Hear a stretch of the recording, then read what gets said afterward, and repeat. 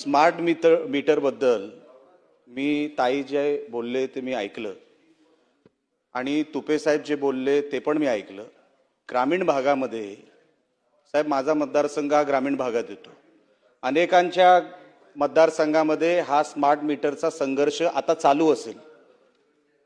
अधिकारी कधीतरी मार खातील. आता ती परिस्थिती प्रत्येक जिल्ह्यामध्ये आलेली. अध्यक्ष महोदय, मी खोटं बोलत नाहीये. ते होऊ नये म्हणून मी आपल्याला सांगतोय. अगोदरच हे सगळं थांबावं. मी काही वेगळं बोलत नाहीये. ताई, आपल्याला जे अधिकारी काही सांगत असतील फक्त 4% तक्रारी आल्या वगैरे सगळं खोटं आहे.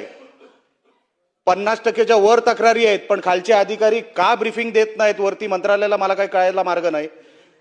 स्मार्ट मीटर बद्दल काय होतं, कधी कधी दुरुस्तीच्या नावाखाली ही लोक जातात तिकडे दुरुस्ती करायला आणि पटकन ते स्मार्ट मीटर तिकडे लावून टाकतात. ग्राहकाची ते परवानगी घेत ना अध्यक्ष महोदय, आणि पटकन ते दुसऱ्या स्मार्ट मीटरची तिथे इम्प्लिमेंटेशन करून टाकतात. बिलामध्ये वाढ होते. हे काय मला सांगायची काही गरज नाही अध्यक्ष महोदय. ग्रामीण भागामध्ये नुसती गाडी जरी नेली ना तरी स्मार्ट मीटर बद्दल तक्रारी करणारी लोक रस्त्यावर मिळतील तुम्हाला.